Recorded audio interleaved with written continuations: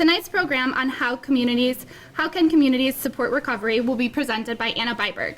Anna Byberg has assumed the role of Dawn Farm Clinical Director in August 2019. Anna has worked with Dawn Farm since 2005, initially as a detox counselor, later as an outpatient therapist, and then as the project manager. Anna then served as the program coordinator for the Dawn Farm Sparrow Recovery Center from 2012 to August 2019.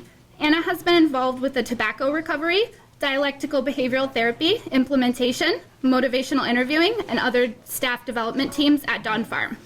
She presented the monthly family education program for more than 10 years and has also presented on topics including tobacco recovery, family interventions, opioid use disorders, building cultures of hope, and the basis of addiction and recovery. Please join me in welcoming Anna.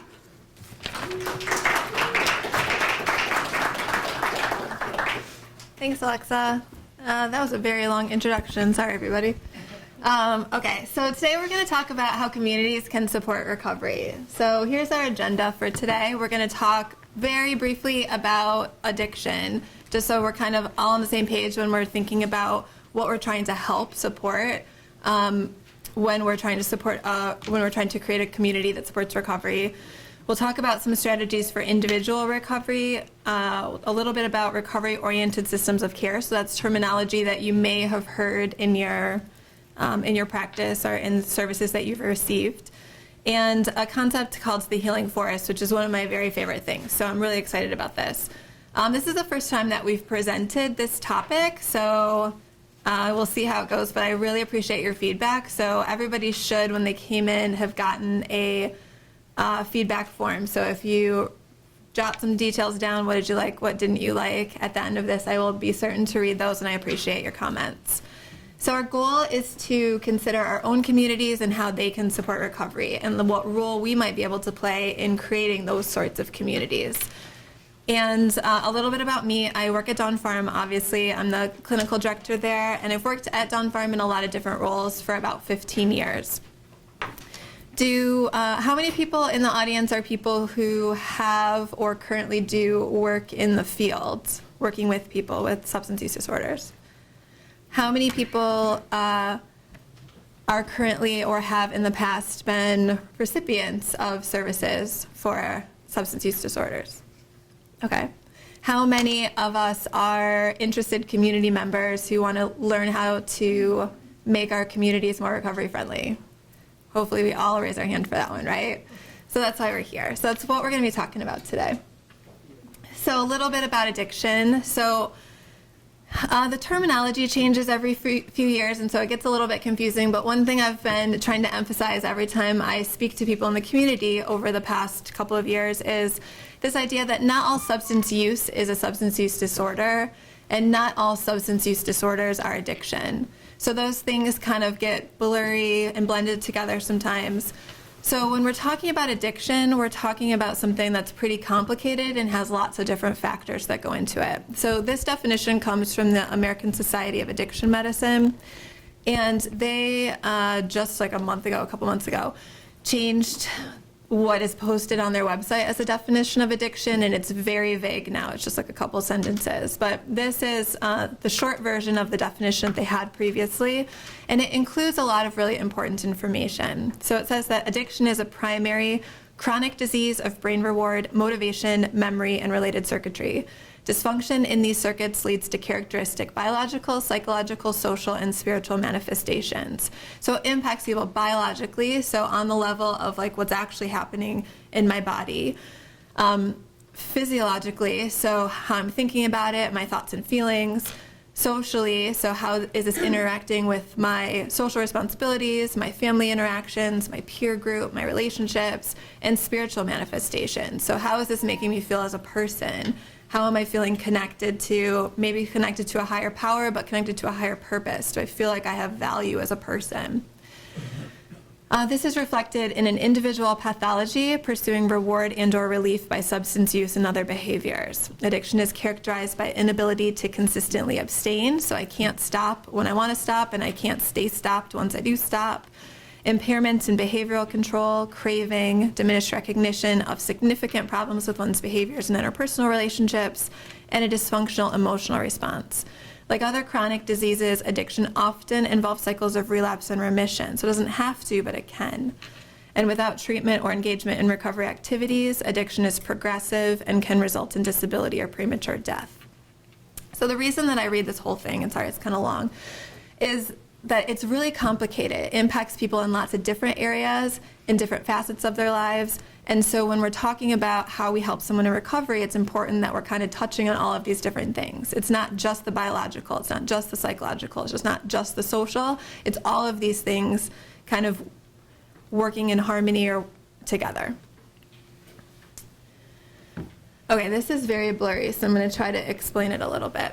This comes from John Kelly, who's a researcher at Harvard and started actually an institute called the Recovery Research Institute, I believe.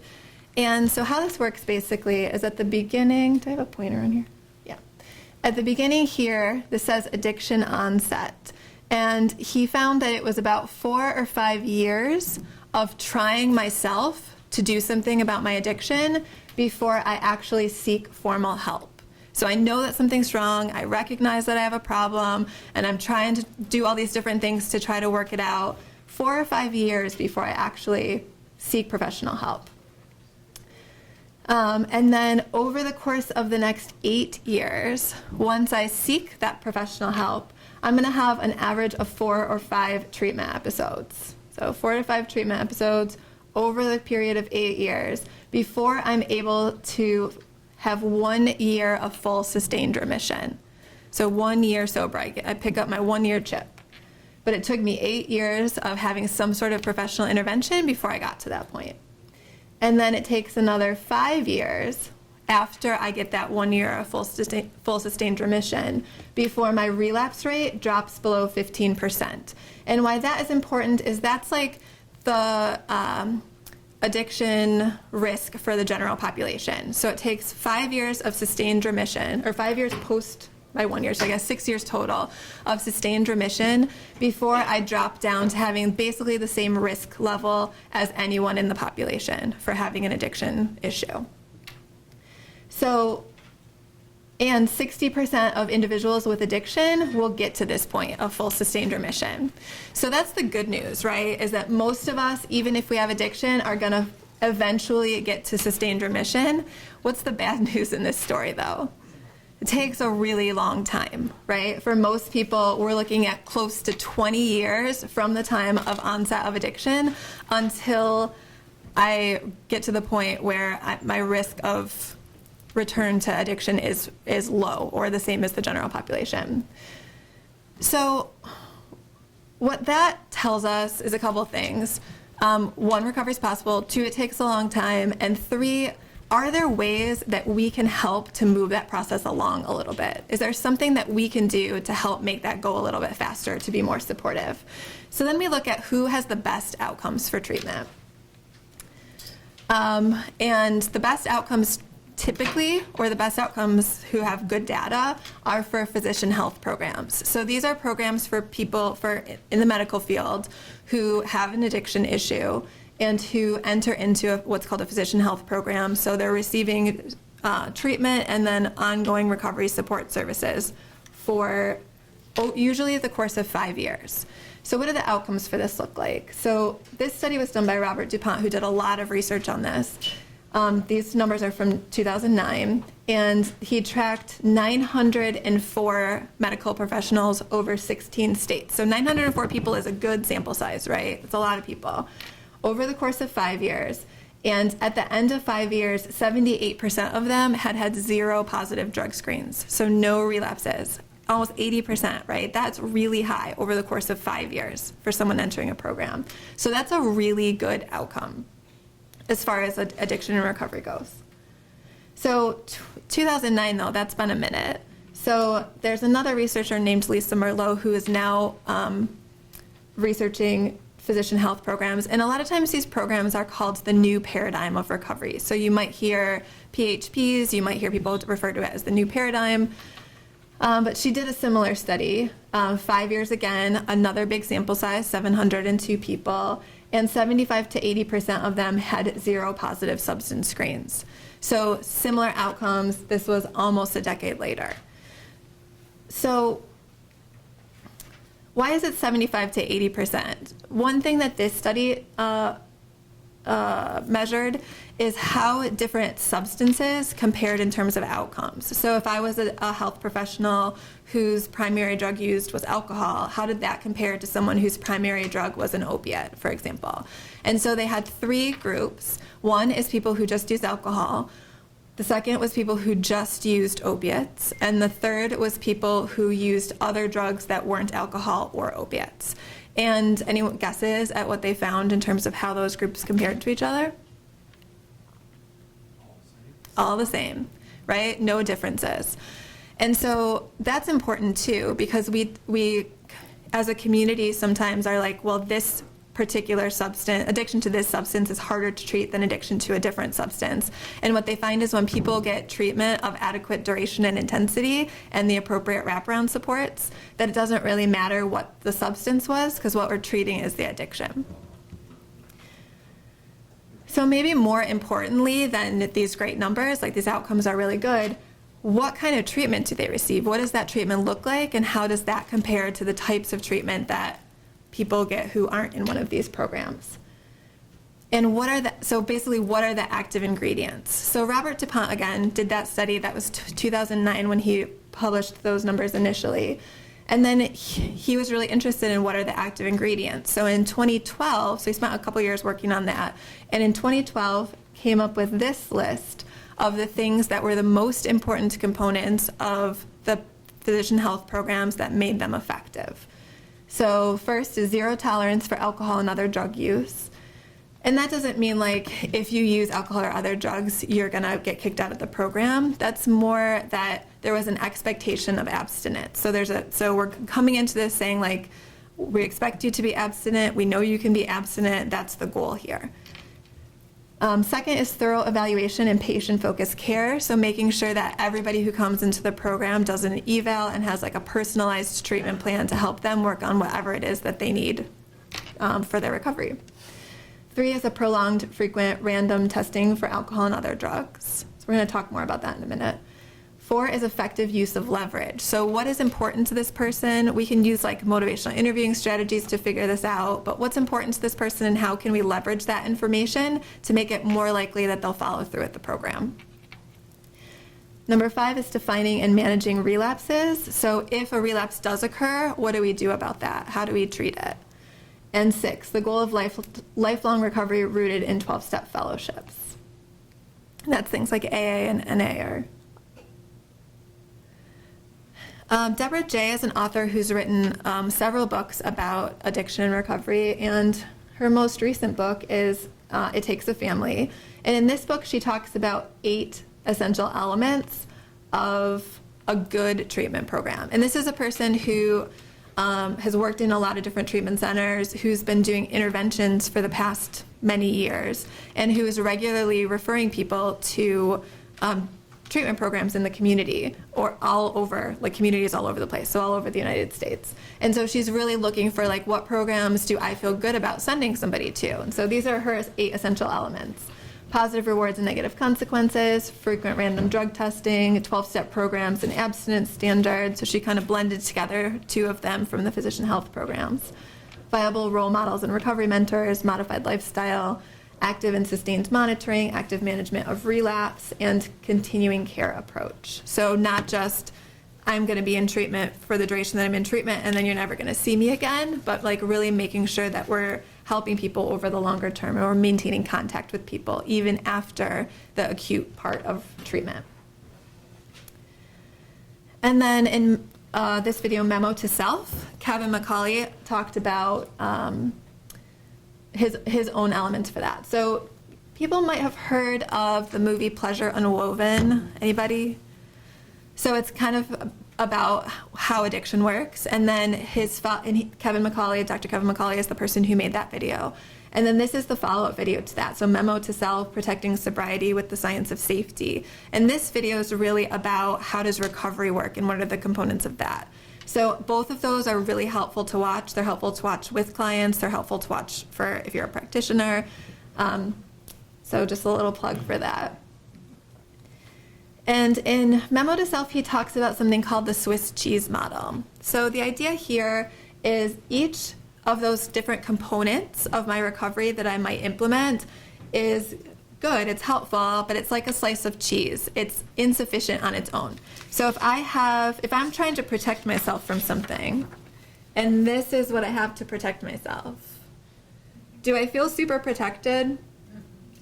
No. I mean, it's covering some, right? Like I'm probably not going to break my nose, but I don't feel super protected.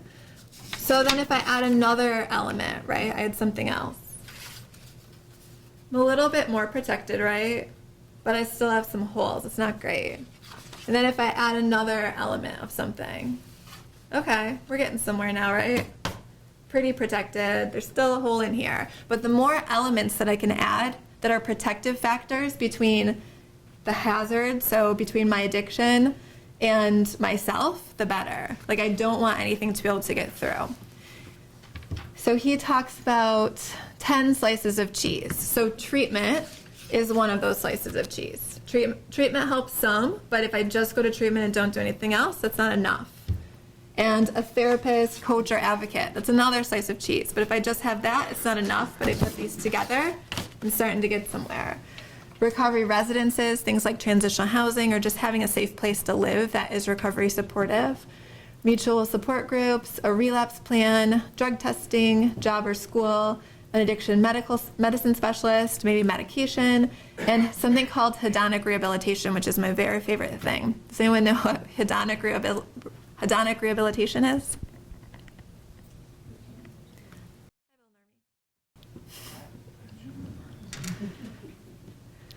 Does anyone know what anhedonia is?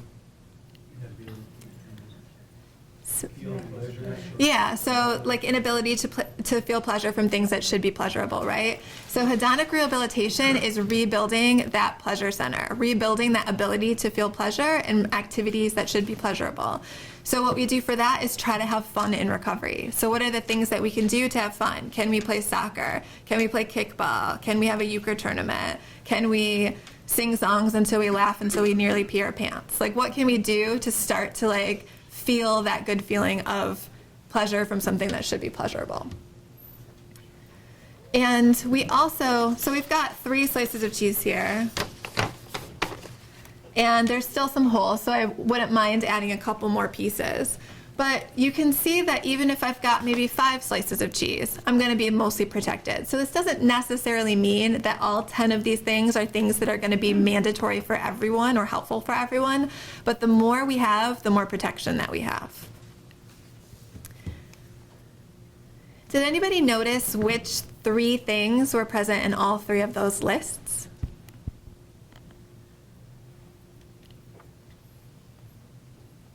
Yeah. Yeah. Alcohol and drug testing. So Robert DuPont talks about this as frequent and prolonged.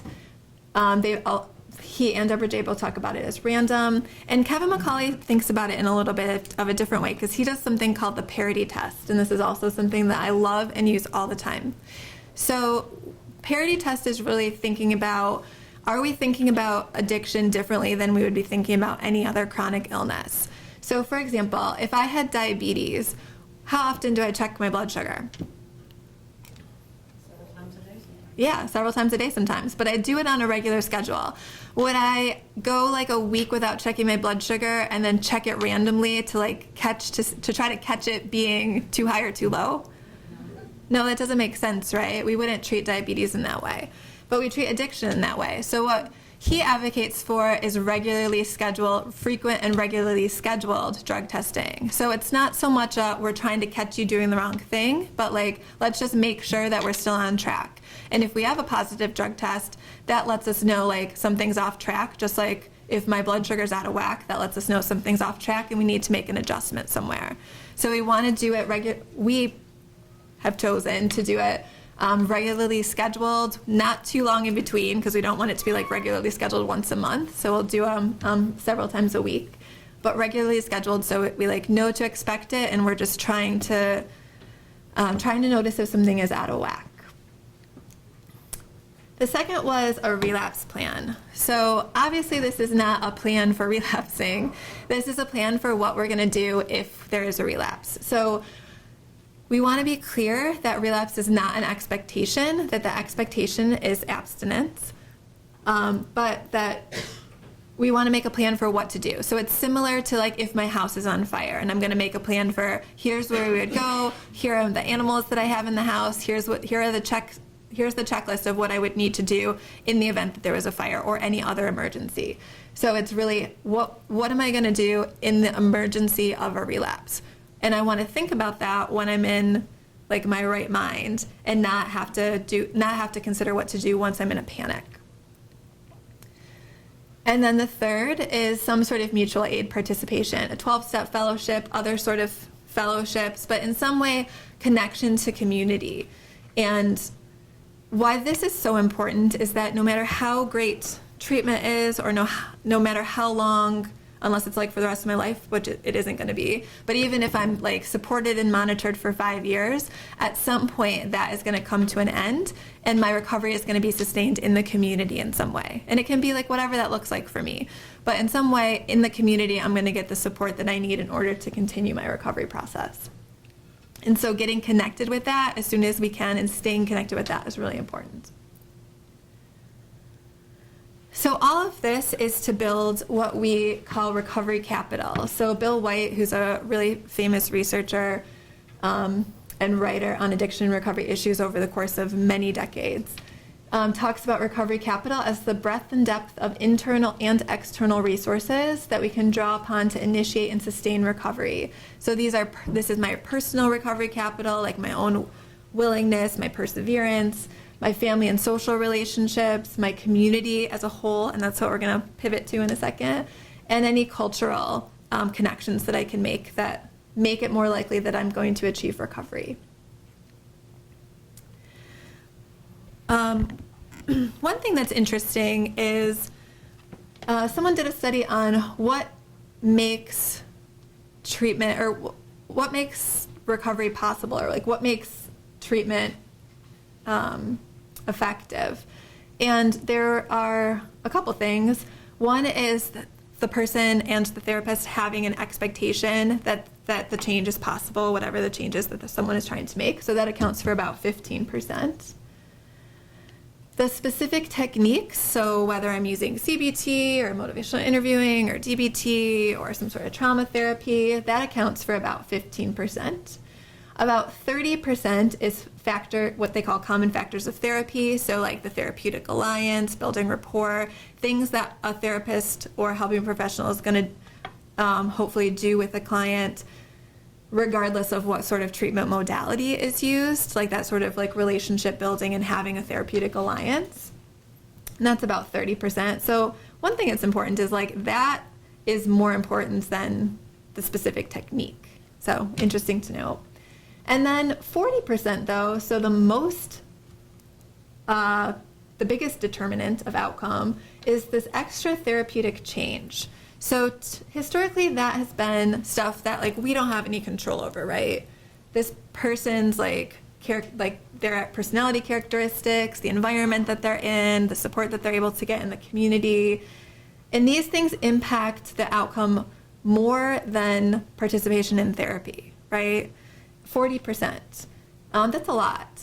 So one thing that's really interesting about trying to pivot away from just like the individual work that we're doing with a person and moving into how can we make an entire community more supportive of recovery is that it allows us to tap into this 40% that we've kind of thought was like not our hula hoop, like off the radar for us, not something that we can influence. It's kind of like that's the part that there's nothing we can do about. But maybe there is something that we can do about that. And Bill White talks about this as a recovery-oriented system of care. So you might hear this described as ROSC. But a recovery-oriented system of care refers to the complete network of indigenous and professional services and relationships that can support the long-term recovery of individuals and families. So let's take that piece for a second. So indigenous, so stuff that has nothing to do with any sort of formal therapy or formal treatment center, and professional services, so both of these things. And relationships, so relationships that can happen in or out or between either of those entities. That can support the long-term recovery of individuals and families and the creation of values and policies in the larger cultural and policy environment that are supportive of these recovery processes. And what's important here is values of the community. So what's important to the community? What are our values? How do we express those values in policies or larger cultural implementation ways? The system in this phrase is not a federal, state, or local agency, but a macro-level organization of the larger cultural and community environment in which long-term recovery is nested. So this is a little like jargony. So what does it actually look like? So we're going from the individual working on their recovery to a whole community of little trees working on recovery. And that's when we get into this idea of the healing forest. So this quote comes from Don Coyhis, who's the president and founder of White Bison. And so it comes from the Native American Wellbriety Movement. And it's such an amazing analogy. So I'm going to read this to you guys. Suppose that you have 100 acres full of sick trees who want to get well. If each sick tree leaves the forest to find wellness and then returns to the forest, they get sick again from the infection of the rest of the trees. The elders taught us that to treat the sick tree, you must treat the whole forest. You must create a healing forest. If not, the trees will just keep getting sick again. And how many of us have seen this in our own lives and the people that we're working with, where we bring someone into treatment, we remove them from the environment that they were in, we see people start to flourish, and then they leave and return to that environment, and then that flourishing starts to dissipate and people start to get sick again. And so that's not unimportant work to be trying to help each individual like achieve their recovery, whatever that looks like for them. But is there more work that we can do around helping communities be healthier soil for people to be flourishing in? This is a quote from Pat Deegan, who is an advocate for mental health recovery. She says, "Those of us who have given up are not to be abandoned as hopeless cases. Remember that giving up is a solution. Giving up is a way of surviving in environments which are desolate, oppressive places, and which fail to nurture and support us. From this perspective, rather than seeing us as unmotivated, apathetic, or hopeless, we can be understood as people who are waiting. Perhaps there is a new life within a person just waiting to take root if a secure and nurturing soil is provided. This is the alternative to despair. This is the hopeful stance." So again, we're trying to help people take root in soil that is nourishing for them. And this also ties into something that's popularly talked about also these days is social determinants of health. So these conditions in which people are born, in which they grow, in which they're living, that have a lot of impact on someone's overall wellness.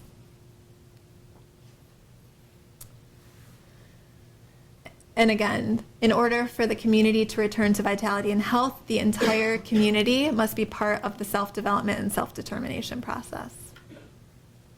So everyone should have a little tree that looks like this. Does anyone need one? Okay, so as we go along here, we're going to go through some components of what can create a healing forest. And as we go along, I am going to ask you, and you guys have the coolest seats in here where you can like flip up a little clipboard on the side to write on, in case anyone wants to do that.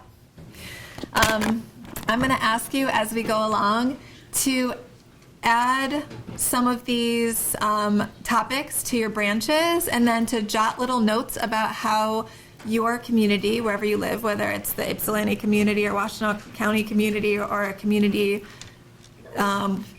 where you've traveled here to visit us, think about how your community creates healing forests with that particular component. So the first component is treatment.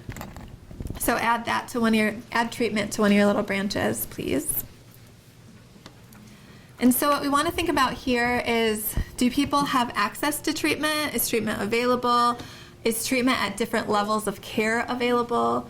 Is it accessible to people? Do people have to travel a long distance to get to it? Is it financially accessible? So what sorts of funding do people need to have in order to access treatment? And for better or worse in the state of Michigan, and probably in other states also, what you have access to is pretty determined by what your funding source is. So if you have private insurance, or you have Medicaid, or you have the ability to pay out of pocket, or any of these that are listed here, what you have access to is a little bit different. But in general, in our community, do people or the community that you live in, so when I say your own community, do people have access to different levels of care?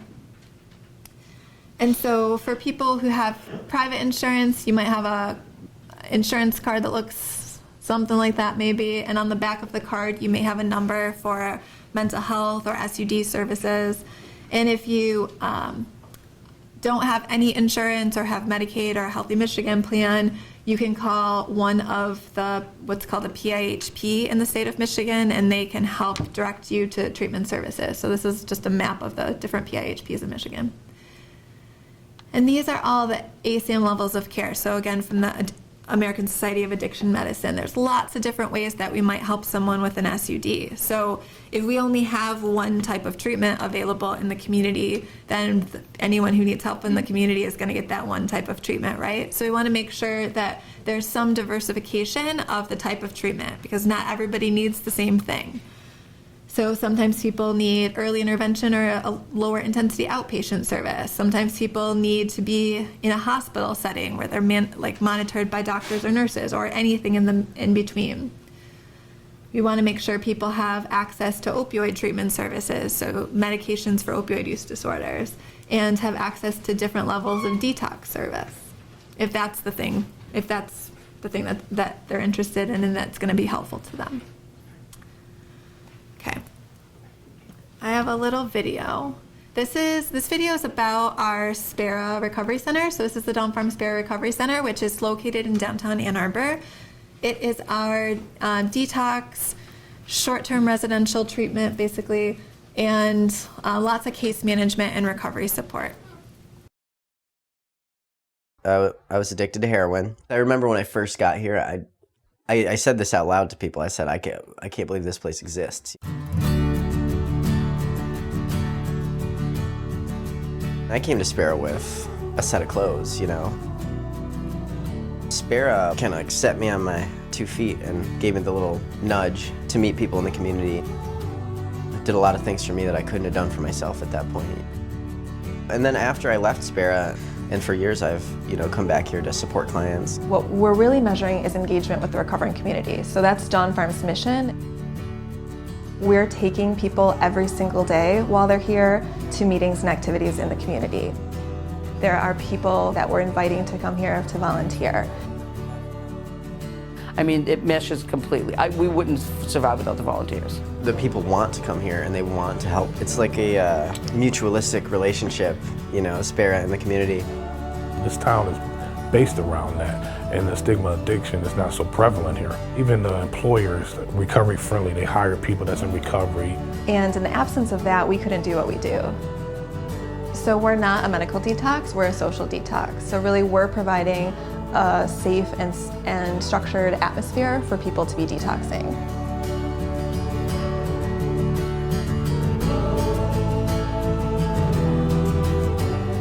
So we average about 40 volunteers and visitors that come up here every day.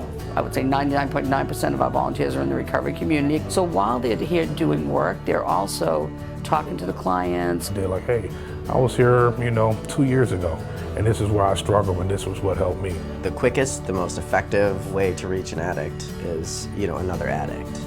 Nobody really understands it unless you live it. So who better to reach out and help them?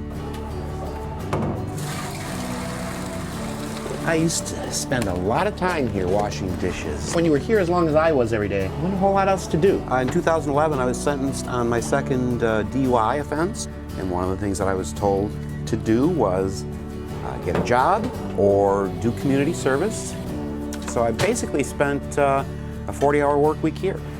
It's been a learning experience and an opportunity to relate better to the people around me than I used to. So I know I'm a lot more at peace. It's so powerful to see someone come in who's volunteering their time, and it's people that have a week sober, it's people that have 10 years sober. And so our clients seeing that positive recovery happening in people's lives on a daily basis, it's amazing. Or to see someone that has struggled, that is a chronic relapse or something, and then all of a sudden now they have several years sober and they're up here volunteering. We don't know who's gonna get it this time around, so we give them a chance, you know? The past December, I've been clean 7 years. So I got 7 years and 3 months now. No big deal. Yes, I love cooking. My mom told me, I watched my mom when I was younger. At first, you know, I probably burnt the food up when I first started doing it. But after that, I got used to what I was doing. It became easy not to burn the food up. It's a fulfilling job that I'm doing. I like doing it. Plus, it's keeping me sober at the same time. I think that this has probably benefited Elvis in every aspect of his life. I'll bet he works better with the people that he works with. They love me when they see me up there. That's why I've been there that long. They love me. Stop saying, hey, how you Back doing? when I was volunteering here, you know, this was a total place for me to like fall back on, you know, like if I was having a bad day, you know, if I were to come down to Sparrow and to speak with a newcomer, it would offer me a new perspective on my own problems. I continue to come here because it's an opportunity for me to be creative, to give back to the people around me, to do something that I enjoy, which is cooking. And if things turn out well, I get all the accolades. It's just great. And if things don't turn out well, I don't have to eat it. So what more can you ask? As a client, you're 4 days into your detox, you're not feeling great. They're such a mess when they first get here. And then even just in 5 or 7 days or 2 weeks, the change is just, like, I can't even begin to speak on how rewarding it is. And it's such a miracle. I get to catch you at your worst and then see you at your best. And nowadays to work here, I think it's a big part of a life I love today too. So, yeah, I mean, I love this place. I think it's awesome. I'm in a place that's full of hope. Sparrow means hope.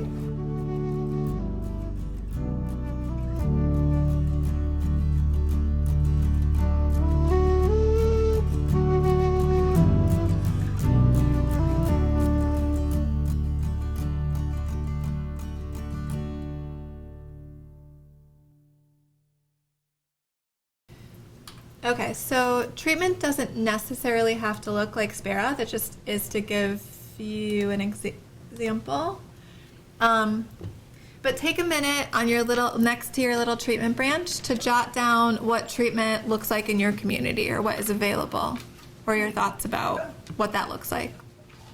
Okay, so the next thing is social support. So do people have opportunities in your community for social support? It might be mutual aid meetings, like 12-step meetings like AA or NA, or any number of anonymous meetings. Might be things like Recovery Dharma or Smart Recovery. The idea here is, are there opportunities for people to connect with other people who are like them, for that sense of community and connectedness? So add social support to one of your branches, and then make a little note about whether that sort of community connectedness is available in your community.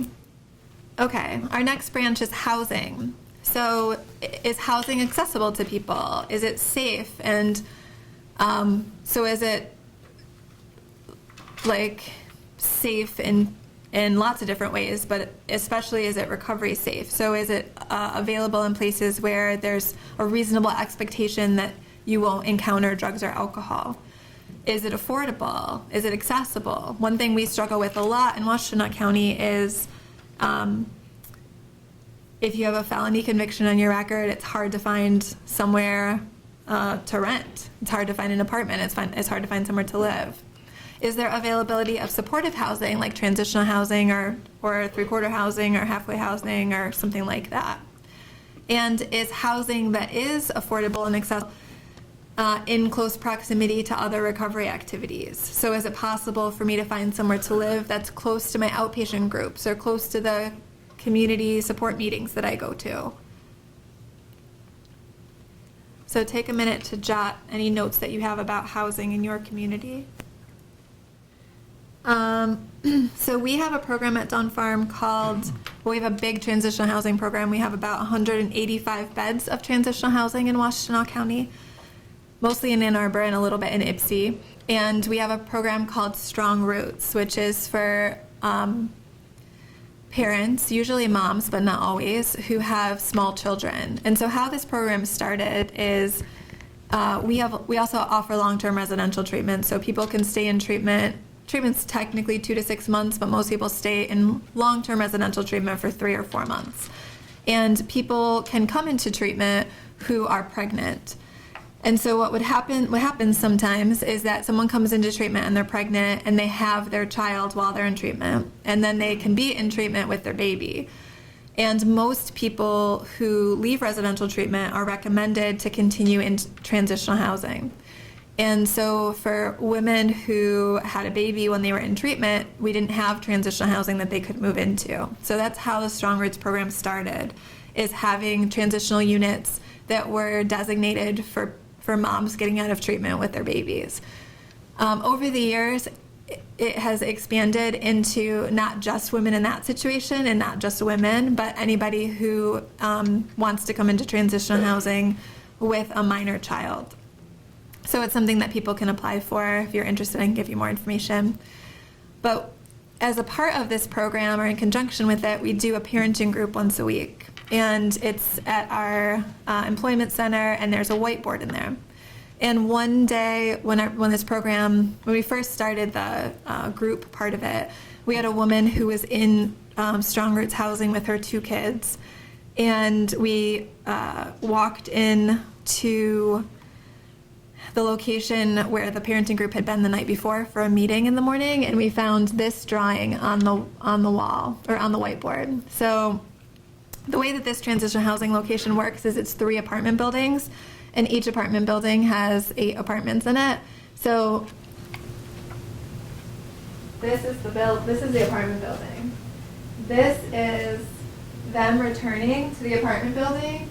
Mom, the 8-year-old kid, and the younger daughter with a box of pizza. So it was touching because it really communicated that this kid really felt like this is home, like this is somewhere good for us to be, and that's amazing, right? Like that's the kind of outcome that we want.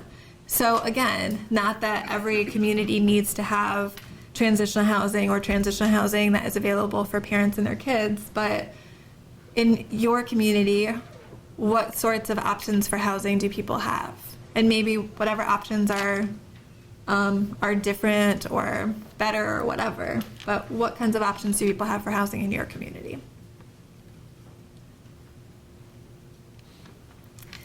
Next up is education. So a lot of times when people come into recovery, they're interested in going back to school. For some people, the onset of addiction happened when they were at university. And so is returning to school something that's recovery safe for people? A lot of times the culture at universities especially is sort of alcohol focused. And so there's a big movement nationally over the last 10 years or so for there to be collegiate recovery programs on university campuses and students for recovery groups. And so I think 8 years ago or so, the University of Michigan started a collegiate recovery program after some students had started a Students for Recovery group. So the difference between those is that Students for Recovery is a student organization, which students initiate, and there's no there's no paid staff involved with that. And then a collegiate recovery program usually has paid staff and is more formally structured. Some universities, like the University of Texas at Austin, is a long-standing program. It's been around for decades. They have a recovery campus, so there's a dorm actually right in the middle of campus that is a sober dorm for people in recovery intentionally. And there's also there's recovery high schools, not in our community, although there is some movement towards trying to develop one locally. And are people able to access school. So for a lot of people, they spent a lot of money on their recovery process. They spent money on treatment, maybe money that was going to be earmarked for school.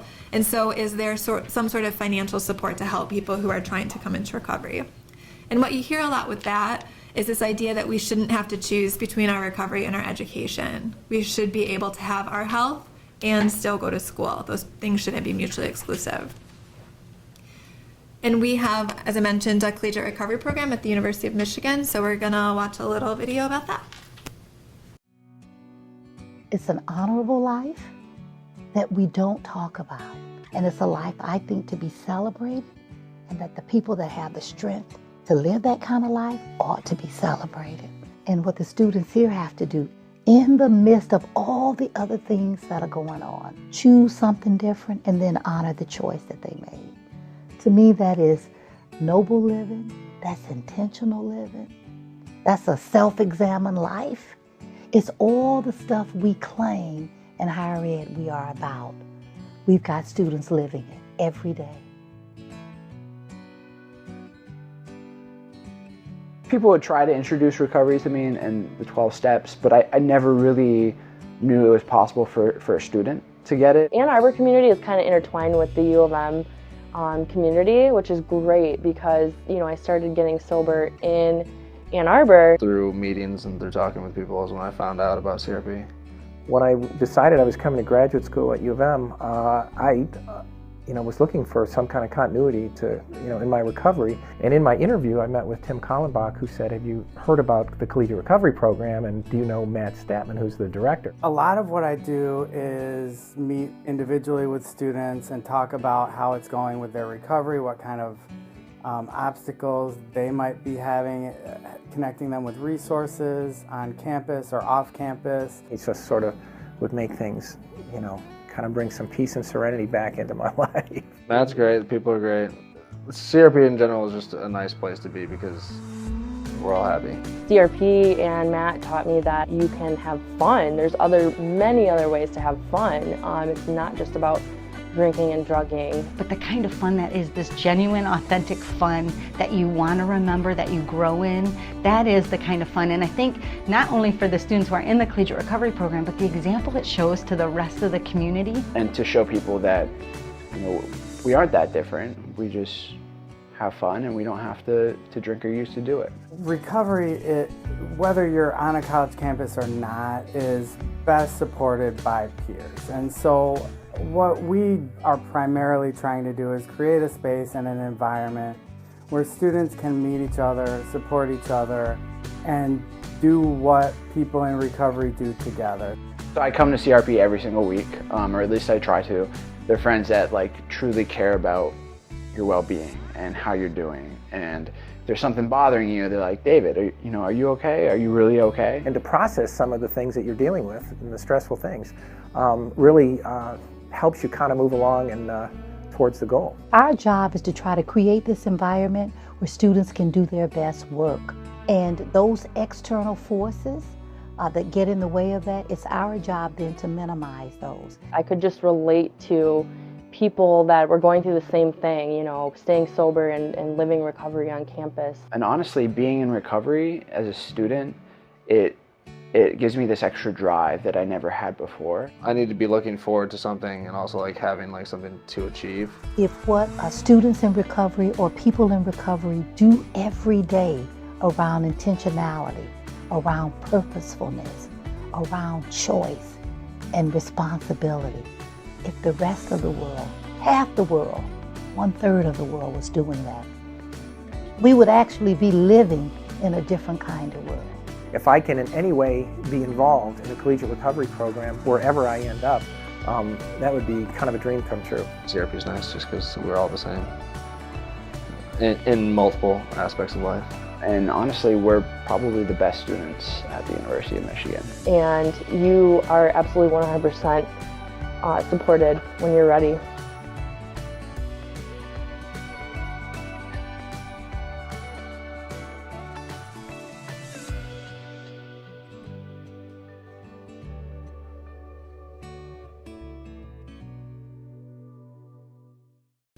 Okay, so obviously your community doesn't necessarily have to have a collegiate recovery program, but add one of your branches is education, and think about how your community might create educational supports that are supportive of recovery.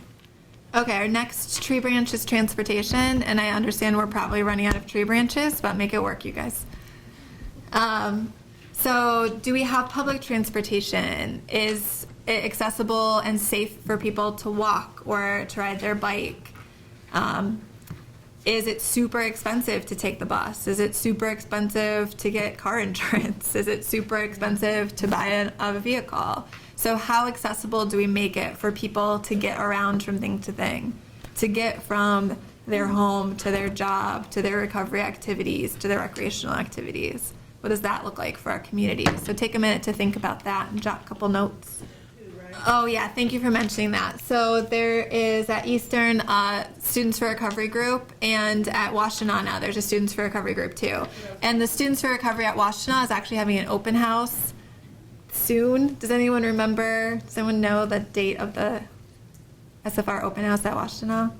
I can't remember off the top of my head, but if anyone is interested, I can find the information for you. I've got like a flyer on my phone. Yeah, so it's taking off in our community for sure. And and there's a lot of students that are working on it at Eastern who've like gone before the various boards at Eastern or the subcommittees of the board of directors and tried to advocate for funding for a paid position so that we could have like a collegiate recovery program proper. Oh, it's okay. No, that's it. So there's a lot of people that are working on that, and there's movement in the right direction. But for the most part, it's really hard to get buy-in from the university to actually commit money to the project. But there's lots of students that are involved and interested in creating that supportive community. And the 3 schools are doing a lot of like Students for Recovery activities together over the last couple of years too, as those newer groups are kind of coming on board and wanting to, so creating like a broader community of students who are in recovery, like in all of Washtenaw. And it's really exciting to see these it's super exciting to see them popping up in our communities, but it's exciting to see that happening like all over the whole United States right now too. Okay, transportation, legal. So how are we addressing legal issues and how they interface with people who have addiction? So it's not a surprise to any of us probably that people who have addiction oftentimes have complicated legal situations. And so there's a movement towards things like drug courts and sobriety courts and recovery courts and courts that are specialized to be working with people who have addiction to try to help people come into recovery instead of just saying, if you don't do what you're supposed to do, you're going to be incarcerated or you're in trouble in some way.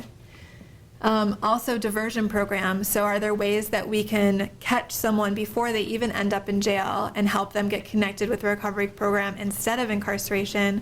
Or if someone gets to a point of incarceration, is there a way that we can help identify them and get them connected with recovery services in the community instead of staying incarcerated?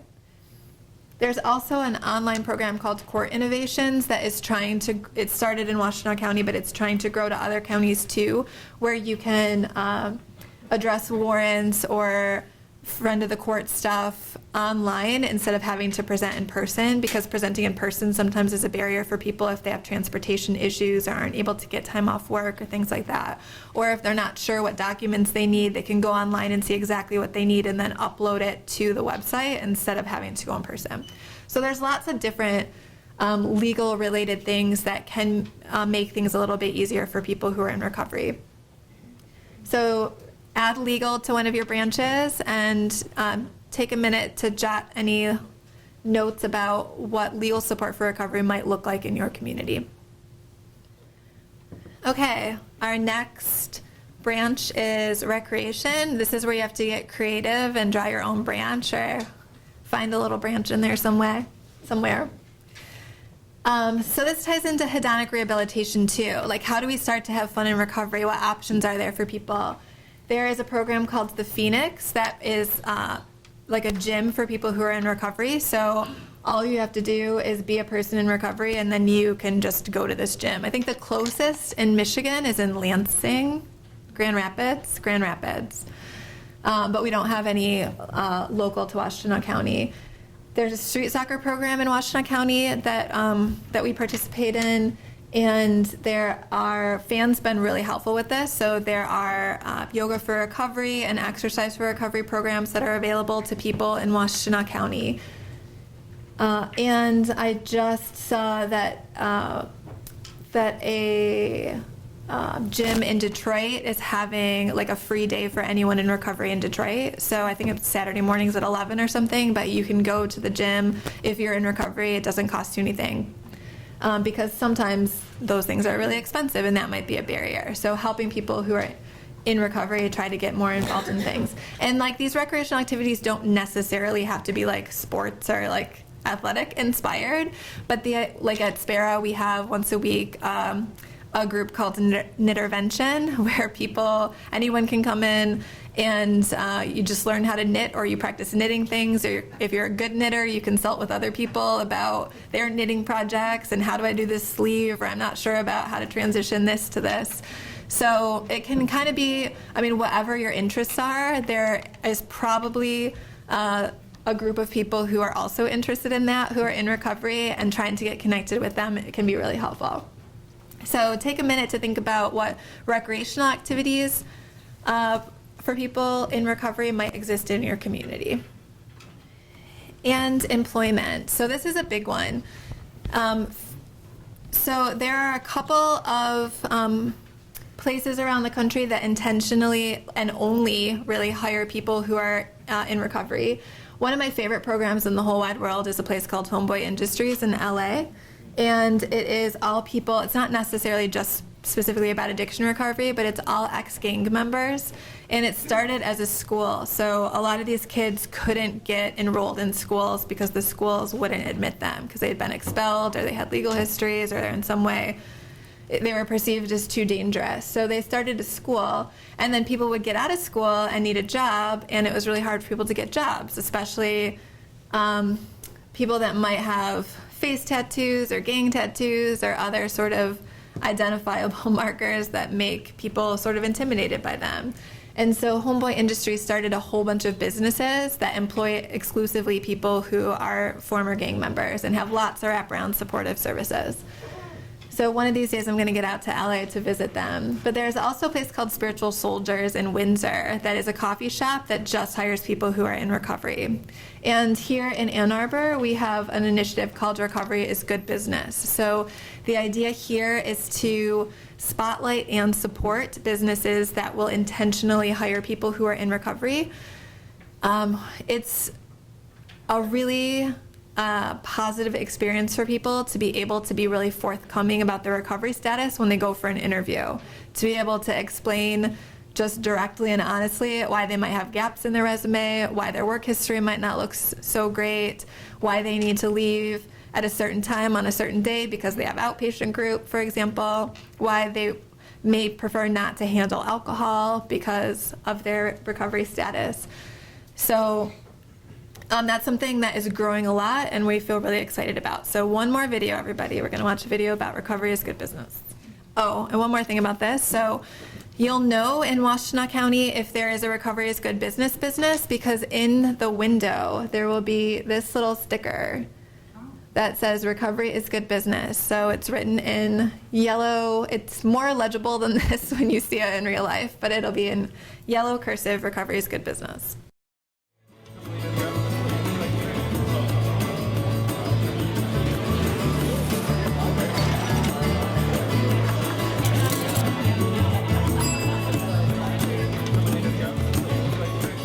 So it was a little over 2 years ago that we hired our first person in recovery.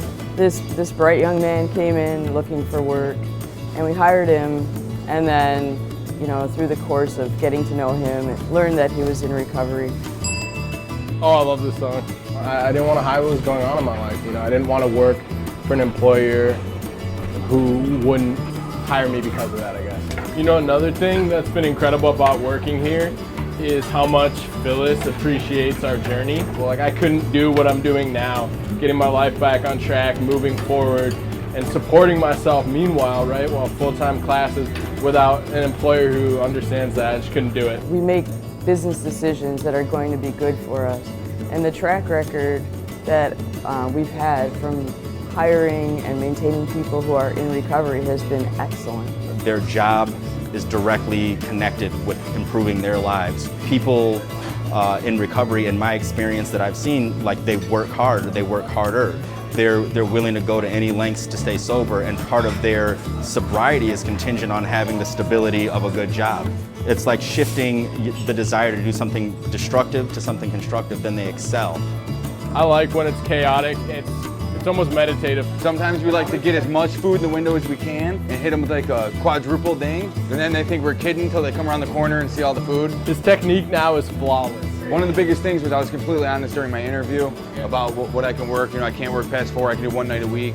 I do aftercare, and I was just completely honest, and Phyllis and Joel both were completely willing to just work with my schedule and just, you know, where I was at, and a lot of places don't do that. I've been entirely open about my recovery. You know, it's something that we talked about in my interview, you know, that it's important to me, and that, you know, it's important to the business. So, do you think if I like went out and made more amends, it would help with my situation? you know, we talk about it like it's the weather. 100%. I don't know what it's going to do with that situation, but it's going to help you keep growing, and you have less of a chance of dying and relapsing.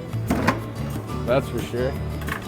You know, and I know continuing to work through the steps for me, like, you start, like, in general, I make better life decisions now.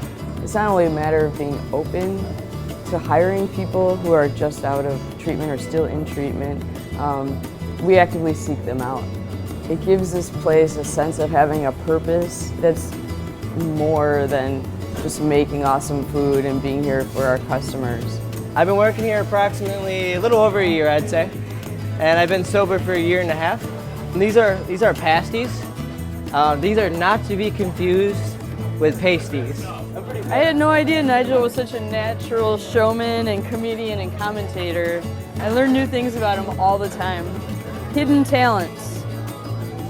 Some of my closest friendships have formed just out of working here.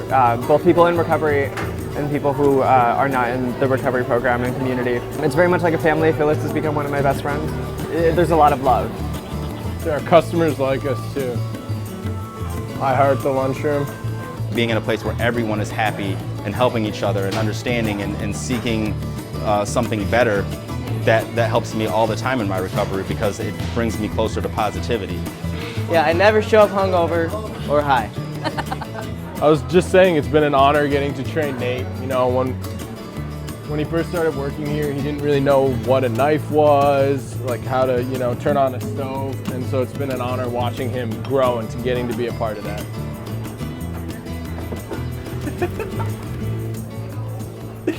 All right, where are we at, man? I don't know. I'm new. I don't know what I'm doing. I'm new. I don't know what to do. Dude, we should somehow manage to give a shout out to our moms.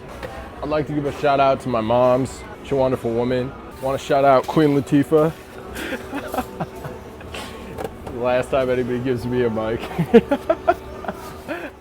So the Detroit Street Filling Station is another business that is in the Recovery is Good Business network, and they take this stuff really seriously. So this is their social media post from a couple months ago. Did you know about 2/3 of our staff are people in recovery? Congrats to Meg, 3 years sober, and Zach, 1 year sober. So think about businesses that you know, and like social media. I mean, I don't know if anyone follows other restaurants on social media. I typically don't, but I definitely follow them because I love seeing that stuff, right? They post their staff anniversaries all the time. More often than they'll post a picture of delicious food, it will be a picture of somebody's smiling face with their recovery anniversary, which is super cool. There's someone who is in recovery who works at one of these businesses who actually just gave a really awesome keynote address at Washtenaw Community College this week, who worked on bringing some of the Recovery is Good businesses together, doing a Dine for Recovery series of events in February. So if you go to any of these, and this is not a all-inclusive list, this is just 5 of the places. Okay, two things. If you go to recoveryisgoodbusiness.com, or it might be .org, you will find all of the businesses locally that are in the Recovery is Good Business Network. And these are 5 of them. And if you go to any of these places on the day that is listed and take one of these little flyers with you, a percentage of the proceeds will go to benefit the Sparrow Recovery Center. So Sparrow, which is the video that we watched 2 videos ago. So it's really cool. Totally initiated by people in recovery. Totally not, it wasn't like a Dawn Farm initiated fundraiser, but it's really cool. So people who are in recovery wanting to support other people who are in recovery. And it's something tangible that we can do to kind of be part of this process. And then our last branch is stigma. So are there activities in our communities that help fight stigma? So there's a Recovery is Everywhere campaign. You might see posters that say Recovery is Everywhere. There's a big national organization called Faces and Voices of Recovery. In Washtenaw County, we have something called the Washtenaw Recovery Advocacy Project, or WRAP. And they do some anti-stigma activities. And we also have something in Washtenaw County called the Unicorn Project. So this is a website that features people who are in long-term abstinence-based recovery from opioid addiction. So people who used opioids and now have at least 5 years sober. So we talked about a bunch of slides ago that 5-year mark as being an important indicator of risk factor at that point. So sometimes people consider 5 years of continuous abstinence as being in remission. So my risk factor at that point is no higher than anybody else's risk, random person you would pick off the street. But if you go to the Unicorn Project website, which is unicornsarereal.org, there are dozens. This is just a small sampling, but there are dozens of stories about people who are in long-term abstinence-based recovery just in this community. So the idea is to focus it small, just on Washtenaw, so we can show that if one small community or small-ish community has this many people, and there's way more than this. These are just the people who are brave enough to share their story publicly on a website that anyone can access. But if there are this many people in this community who are in this situation, maybe it's not as uncommon as we think that people who have opioid addiction can achieve recovery. So this is your last branch. So somewhere on your little tree, jot anything that you know that your community does to help fight stigma. And all of this ties into a broader concept. This also comes from Bill White of recovery management. So he defines that as a philosophy of organizing addiction treatment and recovery support services to enhance pre-recovery engagement, recovery initiation, long-term recovery maintenance, and the quality of personal and family life in long-term recovery. So all the way from when I don't even know what recovery is and I'm not even sure that I want any of this stuff, through every stage, and emphasizing the quality of personal and family life. So we want people to have the kind of lives that they want to have. We want them to have robust lives where they have recreational activities and work and school, and they're living places that they feel good about, and they have relationships with people that they feel good about. So it's not as simple as just once a week I'm going to come into an office and talk to someone, but the rest of the time my life isn't what I want it to be, or I'm just going to take this medication, but it's not helping me get to where I want my life to be. It's this robust recovery management where we're incorporating all of these things to help this person in long-term recovery. And so the last thing that I want everyone to think about is looking at your tree, and maybe there are areas where you feel like your community is really strong. Maybe there are areas where you feel like, wow, we're not where we need to be with this thing, or maybe there's lots of those areas. I'm hoping that everyone can identify maybe just one thing, a big thing or a small thing, it doesn't matter, where you feel like you personally can have an impact in one of these areas in helping your community be more recovery friendly. So maybe you're going to come to one of these Recovery is Good Business events. Maybe you're going to talk to a funder about starting a new program. Maybe you're just going to talk to a friend or family member about the reality of addiction recovery to try to help fight stigma. Maybe you're a business owner and you're going to intentionally hire someone who's in recovery. Maybe there's a way to start like a pickup game of kickball or something, or a card night or something, where sober people can hang out together and do something fun. So take a minute to think about that. And then I'm going to ask anyone brave to share what their idea is of something that they might be able to do to support recovery in their community. Okay, so Mary's a nurse anesthetist, and so what she wants to do is help other nurse anesthetists learn how to help people in ways that don't involve taking opioids, and to work with patients being able to know what their non-opioid options are. That's a huge thing. So supporting people who are currently in treatment by picking them up and taking them to meetings or coming up and doing support visits with them, that's huge. Thank you. So she's part of a grassroots organization in her community that isn't quite sure maybe what their mission is right now, and she is interested in the hedonic rehabilitation aspect, or helping create fun activities for people in recovery to participate in.